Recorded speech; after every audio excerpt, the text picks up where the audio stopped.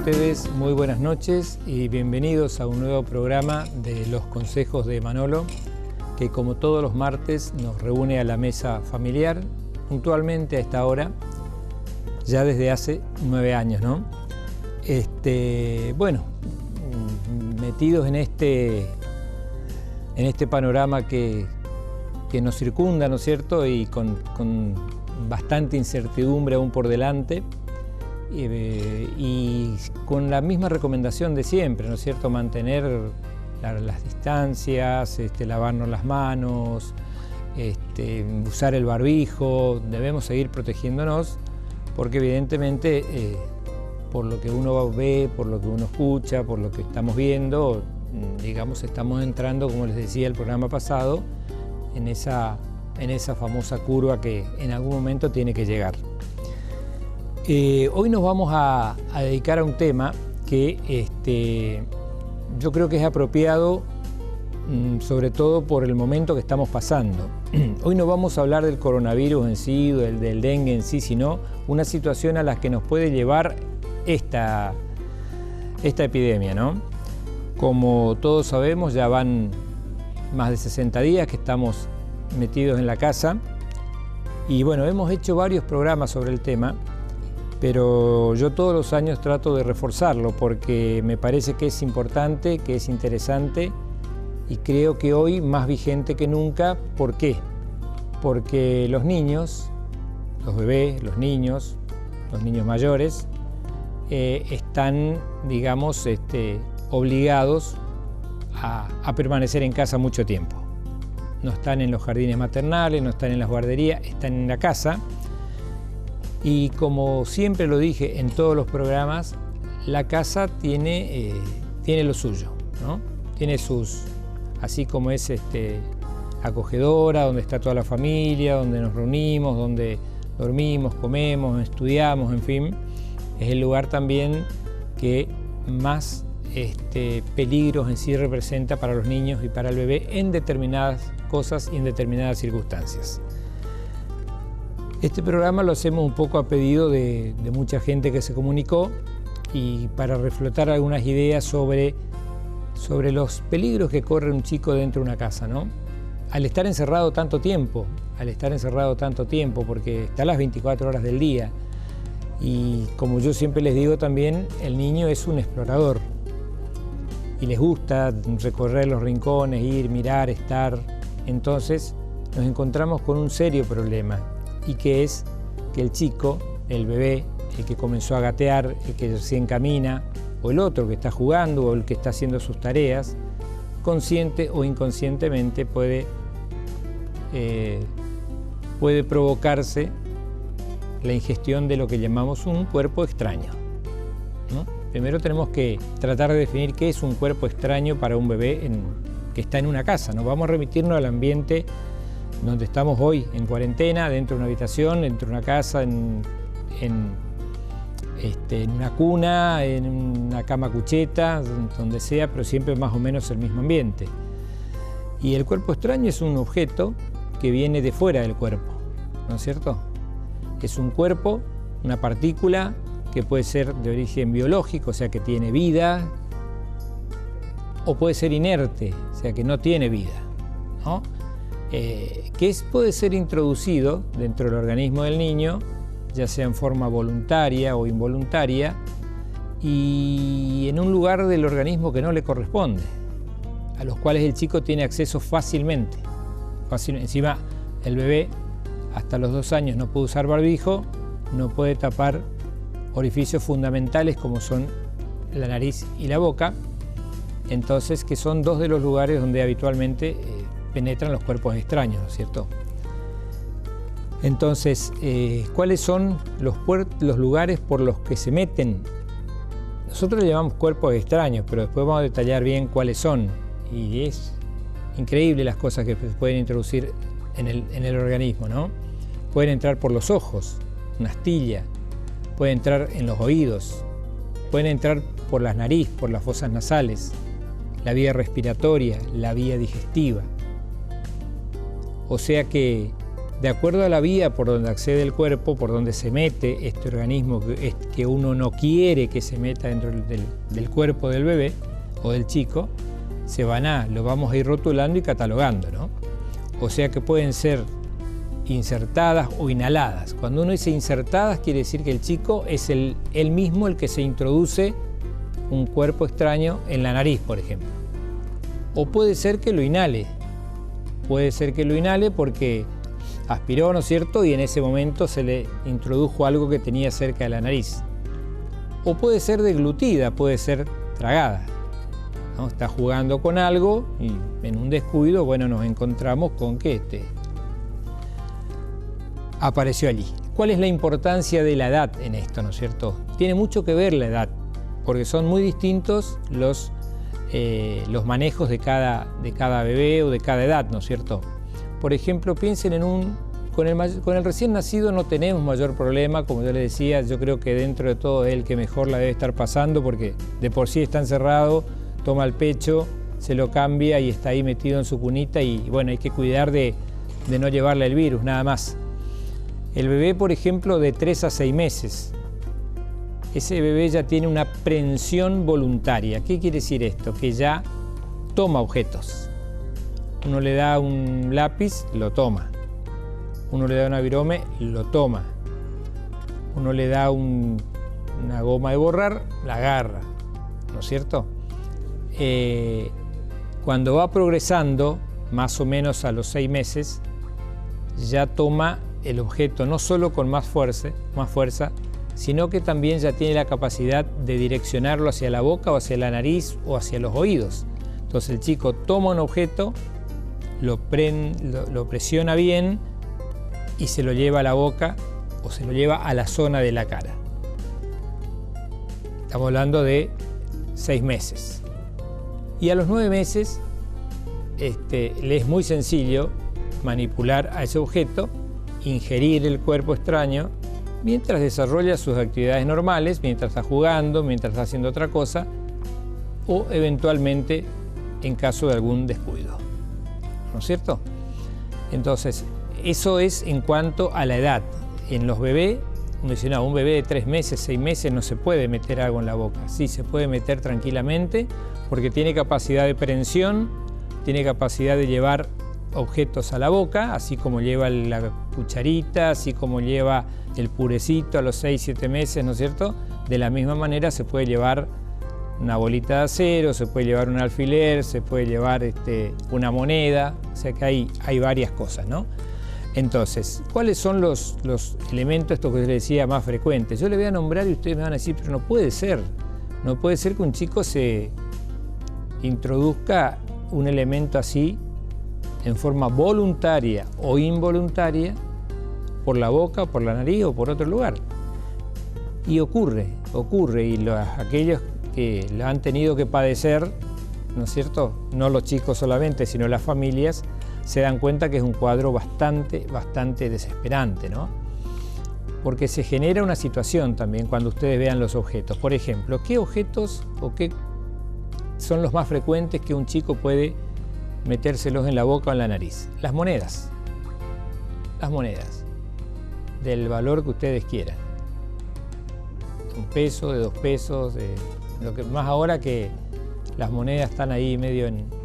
No sabemos qué va a pasar.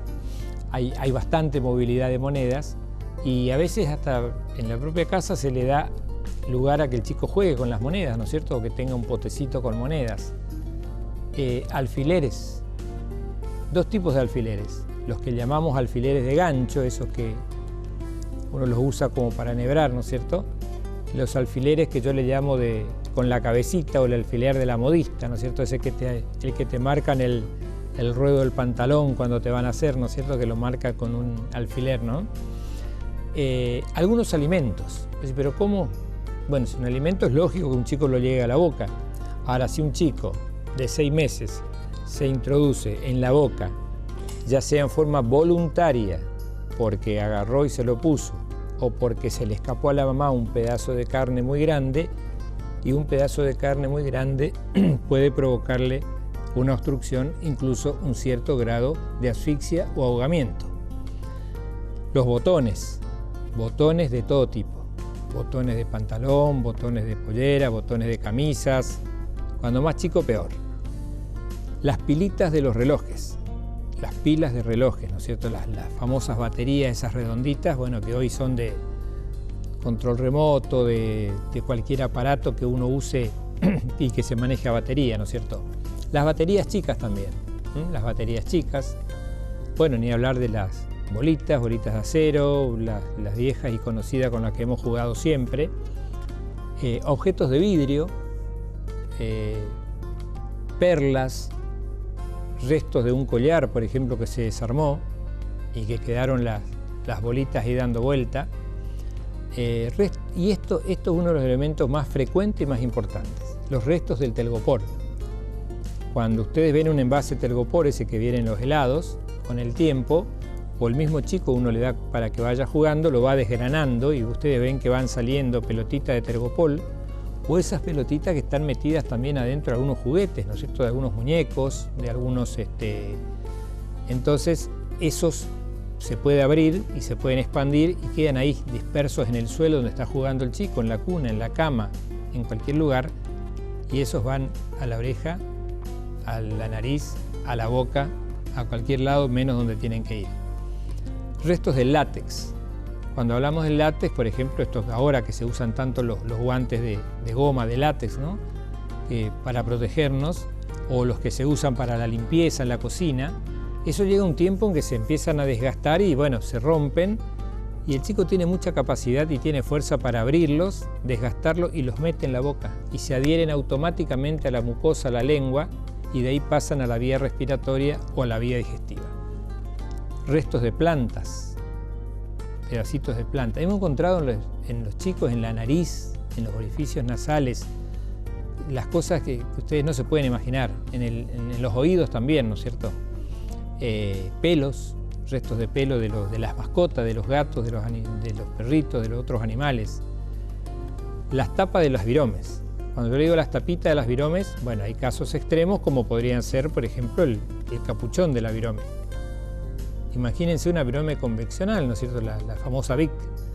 Pero lo que más se introduce en los chicos es la colita de la virome, la tapita de atrás, esa que llega un momento que cuando la virome ya está gastada sale y entra fácilmente. Esa también entra en el organismo del bebé. Tornillos, arandelas, o sea que estos son algunos, papeles de diario, ¿no es cierto?, restos de diario, restos de trapos, restos de género. Cualquier elemento puede ingresar y provocar un serio descalabro en un bebé, ¿no? Entonces vamos a separar en los dos más frecuentes, que son la vía digestiva, que tiene lo suyo, y la vía respiratoria, ¿no? En la vía digestiva va a depender, cuando hablamos de vía digestiva es porque el chico introdujo algo en la boca, de la boca pasa a la segunda parte, que es el esófago, del esófago pasa al estómago, del estómago puede pasar al intestino delgado, después al intestino grueso, y después puede eliminarse a lo mejor con la materia fecal, o no, puede quedar dentro del organismo.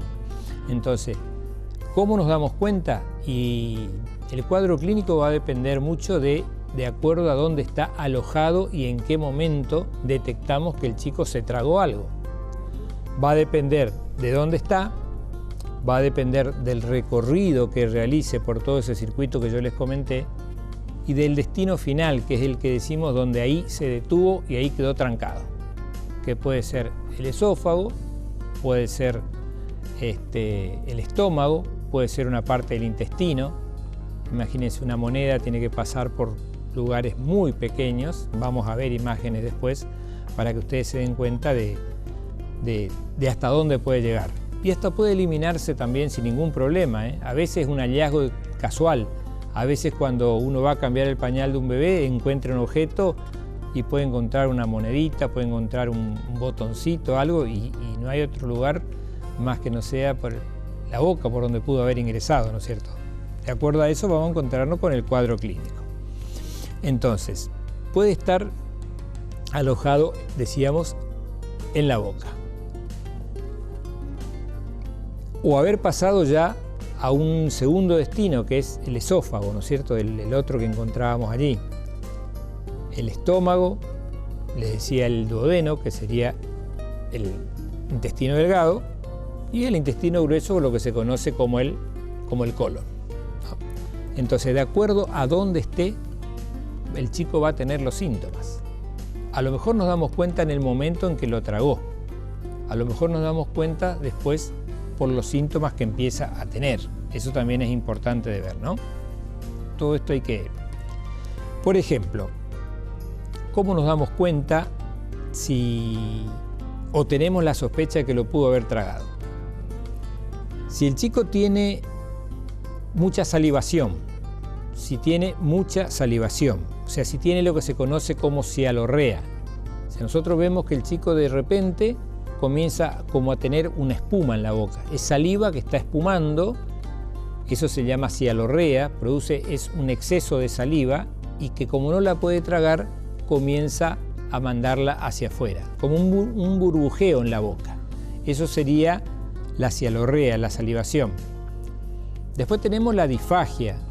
Ahora está muy de moda la odinofagia por el tema del coronavirus. Ustedes vieron que uno de los síntomas del coronavirus es la odinofagia. La odinofagia es el dolor en la garganta, el dolor al tragar. La disfagia es la dificultad para tragar. Entonces uno se da cuenta que el chico está ahí moviendo, ¿no es cierto?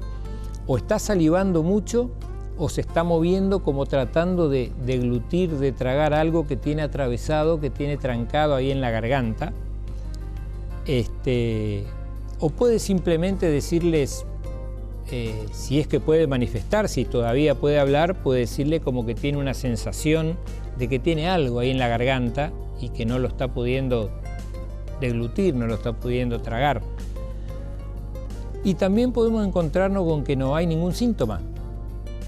Por ejemplo, vemos que un chico está jugando con unas monedas, con unos ganchitos, con unas viromes, y de repente las monedas desapareció. Y siempre es muy frecuente que los padres vayan a veces a la consulta del pediatra con la incertidumbre de decirnos, él estaba jugando con una moneda, yo vi que la tenía y de golpe la moneda no la vi más y no la encuentro más y la busqué por todos lados y no la encuentro y quiero saber si se la tragó. Y muchas veces se la tragó y le dio todos estos síntomas que yo le fui definiendo. La salivación, la dificultad para tragar, el mostrar la garganta de que algo le molesta y que no puede tragar y que se está asfixiando, se está ahogando, o puede no tener ningún síntoma.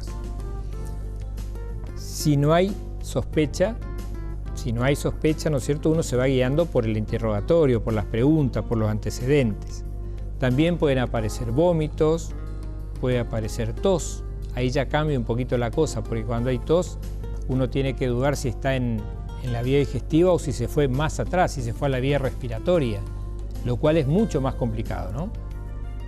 Y también puede haber una sensación de plenitud, de distensión, porque está tragando constantemente lo poco que se puede escurrir de saliva y bueno, eso también es una complicación, ¿no? Por supuesto que esto se puede dar en un chico totalmente normal, en un chico que está jugando y de repente tenemos la duda. Si vemos los síntomas, tenemos que sospechar de que se ha tragado algo. Y si no vemos el elemento con el que estaba jugando, buscamos rápidamente alrededor y si no lo encontramos, vamos al beneficio de la duda. Es probable que se lo haya tragado. Entonces hay que ir al médico. Hay que ir al médico porque lo que no es una urgencia en ese momento, porque uno lo ve perfectamente bien, puede ser una urgencia en unas pocas horas y puede llevar a complicaciones que son bastante engorrosas. Pero también hay que considerar algunas situaciones en las cuales hay chicos que son, por patologías preexistentes que tienen, son más propensos a atragantarse o a que un cuerpo le quede ahí atravesado, vamos a decir así. Por ejemplo, los chicos que han nacido con una atresia de esófago, o sea, que han nacido con el esófago cerrado y que, bueno, se pudo hacer el diagnóstico, pudieron ser sometidos a una cirugía y se le ha reconstruido el esófago. Obviamente que siempre quedan con el esófago un poquito más estrecho. Una estenosis del esófago, o sea, cuando el esófago es más finito, las malformaciones digestivas y, por supuesto, algo que no debemos perder de vista y que es el último punto de este párrafo, que es los trastornos conductuales. O sea, cuando uno se encuentra con un chico que una vez por mes, cada 2 meses, debe ser llevado al médico porque se tragó algo, y evidentemente no es casualidad.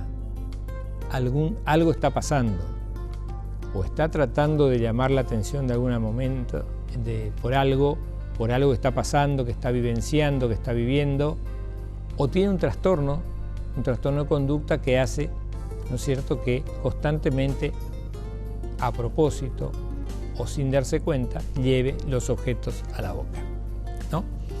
Entonces, los trastornos conductuales hay que pensarlos también.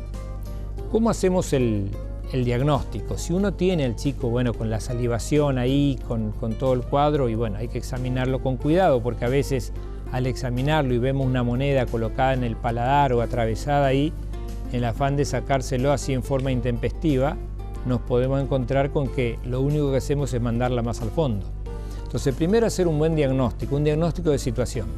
¿Dónde estaba el chico? ¿Con qué estaba jugando? ¿Qué estaba haciendo? ¿Cuántos elementos había alrededor? Si buscaron bien.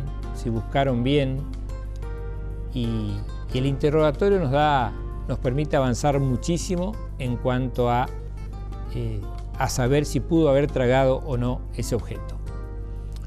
El paso siguiente, cuando tenemos la sospecha o queremos descartar si realmente se lo tragó, es algo muy sencillo, es hacer una radiografía simple de lo que se llama del cuello, del tórax y el abdomen. Porque ellos le tocó, si es un lactante, cuando hablamos del lactante, recuerden, es el bebé que va de 30 días a 2 años. Entonces tiene un cuerpito que es más o menos así. El tamaño del tórax es así. Entonces, en una radiografía, uno ve el cuello, ve la vía respiratoria, ve los pulmones, ve incluso el abdomen. Entonces, con una simple radiografía de frente, de cuello, tórax y abdomen, si es un elemento que se puede ver a través de la radiografía, lo vamos a encontrar. Ahora, ¿qué pasa si es un elemento de plástico? Si es un elemento que se confunde con la imagen de las costillas, con las imágenes del estómago, con el aire, entonces por ahí nos va a ser más difícil. Entonces apelamos a un medio de diagnóstico un poquito más sofisticado, pero muy cercano, que es una radiografía contrastada. Quiere decir que se le da de tomar, ¿no es cierto? Se le da de tomar un elemento al bebé, se va viendo, se va dibujando la vía digestiva, por dónde va circulando, y podemos encontrar el objeto a dónde está alojado, ¿no? Esa es la manera de encontrar. Y por último, tenemos también otros exámenes, como una tomografía. A veces no lo vemos en la radiografía, hay que recurrir a la tomografía. Y el último elemento diagnóstico, que también puede ser terapéutico, es la endoscopía, porque a veces no lo vemos con nada de esto y hay que someter al chico a una endoscopía. Pero someter al chico a una endoscopía no es sencillo. Hay que dormirlo, hay que hacer una anestesia general, hay que tener el endoscopio, o sea, el aparato adecuado. El endoscopio es el que se mete por la boca y va recorriendo, ¿no es cierto?, el esófago, el estómago, el duodeno. Entonces va buscando, y con una lente y con una cámara va buscando el objeto. ¿Y por qué les digo que puede ser terapéutico también? Puede ser terapéutico porque a veces, al encontrarlo, el mismo endoscopista, con el endoscopio, con una pinza que dispone ahí adentro, lo captura al objeto y con mucho cuidado lo va sacando. Al hacer esta observación voy a nombrar también un cuerpo extraño que es más frecuente en los adultos que en los niños y que es patrimonio del endoscopista, que son las espinas de pescado. ¿A quién no le pasó? ¿A quién no le pasó que está comiendo tranquilamente un exquisito pescado y de golpe siente una molestia en la garganta y a veces, bueno, la espinita queda clavada ahí y uno empieza a meterle miga de pan, miga de pan, miga de pan y lo único que hacemos ahí es hacer que la espina se vaya enclavando más. Puede perforar el esófago, puede perforar el estómago. Entonces, lo ideal es no hacer nada y concurrir a la consulta donde seguramente se va a tomar alguna conducta. En cuanto a qué hacemos una vez que sabemos que está ahí, ¿no es cierto? Bueno, si encontramos que el objeto está alojado, por ejemplo, ya pasó el estómago y está en el intestino y es un objeto chiquito, una monedita chiquita o algo que puede progresar, se trata de hacer que el intestino aumente su movilidad, su motilidad. O sea, se suelen usar elementos tipo purgantes, digamos, ¿no es cierto?, como para que el chico vaya de cuerpo y lo elimine con la materia fecal. La otra alternativa es, como les decía, sacarlo por la vía endoscópica, o sea, sacarlo con el equipo. Ahí hace una visualización directa y a veces incluso al no poder o al ser muy riesgosa la extracción con un endoscopio, uno tiene que recurrir lamentablemente a una cirugía. ¿No es cierto? A una cirugía que se llama cirugía exploratoria, a una laparotomía exploratoria. La laparotomía, para que nos quede claro, es un corte que se hace desde donde comienza el esternón acá, se va bajando, se pasa por el ombligo y se llega prácticamente hasta el pubis. O sea, estamos hablando de un corte donde prácticamente se abre todo y el cirujano empieza a explorar y a buscar a ver dónde puede estar el cuerpo extraño. Eso con respecto a los cuerpos extraños en la vía digestiva. Vamos a los otros, que son más dramáticos, ¿no es cierto? Los cuerpos extraños en la vía respiratoria. Acá el 90% de la causa está generada por alimentos. Los alimentos son los que mayormente producen la invasión de la vía respiratoria. Y lo vemos en la emergencia, en adolescentes, en adultos, en personas mayores. Y cuando uno va y se encuentra con qué es lo que se tiene ahí atragantado y no le permite respirar, y es un pedazo de carne muy grande, que pensó que iba a pasar y no pasó. Cuerpos extraños en la vía respiratoria, lugares por donde pueden ingresar, por la nariz, por las fosas nasales. De ahí pasan a la laringe, pasan a la tráquea, pasan a los bronquios y obviamente terminan en los pulmones. O sea que algo chiquitito que entró por este pequeño orificio que es la nariz puede terminar localizado en la base del pulmón. Y ahí puede quedarse meses, puede quedarse meses y generar grandes complicaciones, ¿no? O sea que ahí ya estamos un poquito más complicados. Bien, ¿cuáles son los síntomas que tiene un chico que tiene un ahogamiento o un cuerpo extraño en la vía respiratoria?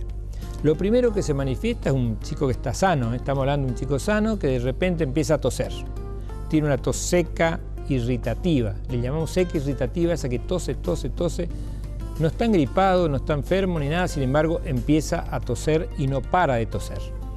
Comienza a tener dificultad para respirar, comienza a hacer este esfuerzo a usar los músculos accesorios, ¿no? ¿Y qué pasa? Al no poder meter la cantidad de oxígeno suficiente porque tiene la vía aérea tapada, por la vía digestiva no se respira por la vía aérea. Entonces vemos que el chico empieza a ponerse morado, empieza con la cianosis, empieza a ponerse azul, después se quedando negro y después se desvanece. Es una sensación bastante complicada, ¿no? Es una sensación de ahogo, de asfixia. Vemos que hay un gran esfuerzo por respirar, está usando los músculos accesorios, que son estos que tenemos acá, las costillitas empiezan a moverse, se usan los músculos abdominales, se respira más con el abdomen que con los pulmones, hay imposibilidad de hablar. Cuando nosotros vemos una persona, chico, adolescente, adulto, que está en el piso arrodillado y que está con los brazos abiertos y gesticulando y que no les emite ningún sonido, esa persona está atascada con un cuerpo extraño. Seguramente que tiene ahí, y si no hacemos algo rápidamente se puede morir así de sencilla. Entonces, cuando vemos una persona que se entrega, porque uno hace todo el esfuerzo, después se arrodilla y vemos que comienza a gesticular, no puede hablar y no hay nadie al lado, y la persona de a poco se va entregando y se va. Y se va. ¿Por qué? Porque la falta de oxígeno produce una hipoxia extrema, produce una bradicardia, o sea, comienza a latir despacito el corazón, lentamente se va apagando hasta llegar, obviamente, al paro cardíaco. Esos son los síntomas agudos. ¿Qué hay que hacer ahí? Bueno, ahora vamos a ver algunas cositas que podemos hacer. Ahora, ¿cómo nos damos cuenta que un chico pudo haber aspirado un cuerpo extraño hace unos meses y recién ahora nos estamos dando cuenta? ¿Por qué? Porque vamos al médico y el chico tiene una neumonía. Le hacemos el tratamiento y a los 2 o 3 meses vuelve con otra neumonía en el mismo lugar. Y a los 2 meses vuelve con otra neumonía. Entonces hay un factor ahí que está produciendo, y eso suele ser un poroto, suele ser un telgopor, puede ser una moneda que se fue para ese lado. O sea, cualquier cosa uno puede encontrar en el pulmón. Las infecciones pulmonares recurrentes, el colapso del pulmón y, lo más grave de todo, una enfermedad que es el absceso. O sea, el absceso es la colección de pus que se forma alrededor de ese objeto que está alojado en un lugar que no le corresponde. Imagínense ustedes la base del pulmón de un chico ocupado por un poroto, vamos a poner, y que se fue inflamando, después fue líquido, tejido inflamatorio y después fue pus. Es un absceso de pus. Entonces, a eso hay que darle la importancia que corresponde, ¿no? Bien, ¿cómo hacemos el diagnóstico? El interrogatorio, como siempre les digo, es fundamental. Preguntar qué estaba haciendo, si suele jugar con determinados elementos, si tiene tendencia a meterse cosas en la boca, si uno varias veces tuvo que ir y sacarle la boca, no, mirá, dame esto porque te lo puedes tragar. La tos de comienzo reciente, una tos ronca, metálica, irritativa, o si no, la difonía. O sea, la difonía, de golpe el chico está como difónico, como que la voz le sale o aflautada o le sale totalmente ronca. O si no, directamente lo que les decía hoy, la afonía. La afonía es cuando no se puede emitir ningún sonido. Uno quiere hablar, no puede, entonces empieza a gesticular, a hacer señas, a mostrar la garganta de que está con algo ahí, y eso es una emergencia. Se podría sospechar dónde está el cuerpo extraño de acuerdo a los síntomas que presenta el niño. Vamos a suponer que estaba jugando con un elemento y de repente no vemos más ese elemento y bueno, empezamos a ver, de acuerdo a los síntomas que presenta, dónde puede estar. Si está en la nariz, este es un diagnóstico que habitualmente lo hacen los padres. Si un chico se mete en la nariz una pelotita de tergopol, una arveja, un poroto, pedazos de restos de diario, de papel, cartón, tela, pedacitos de tela, el diagnóstico lo hace la mamá o el papá. Y el motivo de consulta, ¿saben cuál es? Lo traigo porque él tiene, yo lo alzo y tiene olor, tiene como halitosis, como mal aliento, pero no, el olor no viene de la boca. El olor viene de la nariz. Entonces es recurrente que la mamá, cuando lo alza, siempre le sienta olor raro, olor feo en la fosa, en esta zona. Entonces ahí, eso es clásico. Uno lo primero que tiene que ir es a mirar los orificios nasales. Y seguro que uno está tapado y empieza a sacarlo. Eso se puede hacer en el consultorio, sino con un especialista, con un otorrino, y empieza a sacar cualquier cosa. Sale pus, sale sangre, hasta que sale el elemento que habitualmente era un trozo de género, o un trozo de papel, de cartón o alguna legumbre, ¿no? También puede haber una secreción purulenta constante, con olor muy fétido. Ahora, si el cuerpo está acá, trancado en la laringe, donde están las cuerdas vocales, lo que tenemos es tos seca, tenemos difonía, tenemos ronquera, tenemos dificultad para respirar, tenemos cambios en la voz. Y si nos vamos un poquito más abajo, ya pasó a la tráquea, que es donde se dividen para ir a los bronquios, vamos a encontrarnos con lo que se llama el estridor. El estridor es esa vibración de la voz que se siente cuando uno, porque vibran las cuerdas vocales y se siente ese como un gemido, como un estridor, ¿no es cierto? Si el cuerpo extraño ya pasó y están los bronquios, y ahí casi parece un broncoespasmo. Hay chillido tipo asmático, dificultad para respirar y hasta uno puede escuchar el sonido de un broncoespasmo, ¿no? El diagnóstico, como decimos acá siempre, es la radiografía. Hay que sacar una radiografía de la zona afectada, de la frente, el perfil, la tomografía, la resonancia, y acá pasamos del endoscopio, que es el que entra por la boca, pasamos al broncoscopio, que es el que se va a introducir en la vía respiratoria. El broncoscopio, en vez de ir al esófago, al estómago, va a la vía respiratoria, va a la laringe, va a la tráquea y va a los pulmones. El tratamiento habitualmente es y no hay alternativa, la vía endoscópica.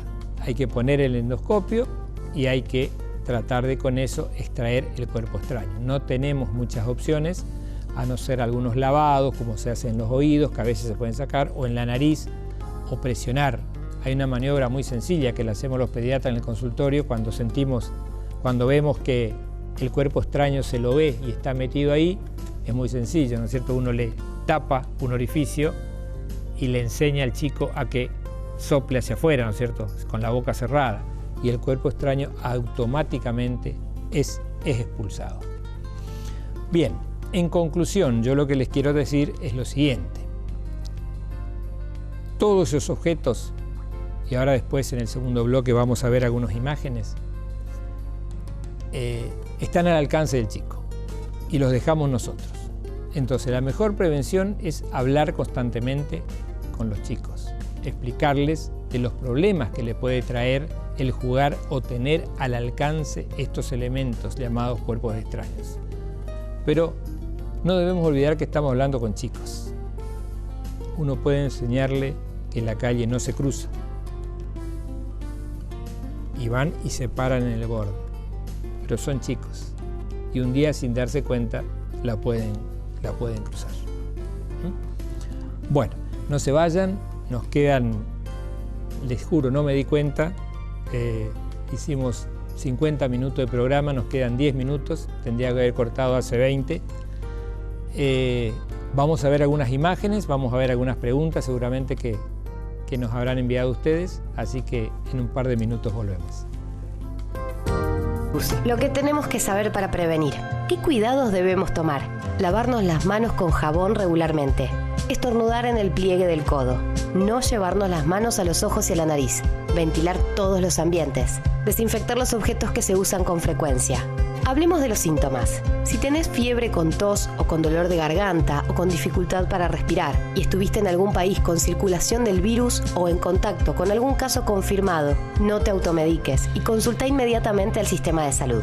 Para más información, entra en www.argentina.gov.ar o llama al 0800-222-1002. Argentina Unida. Ministerio de Salud. Argentina Presidencia.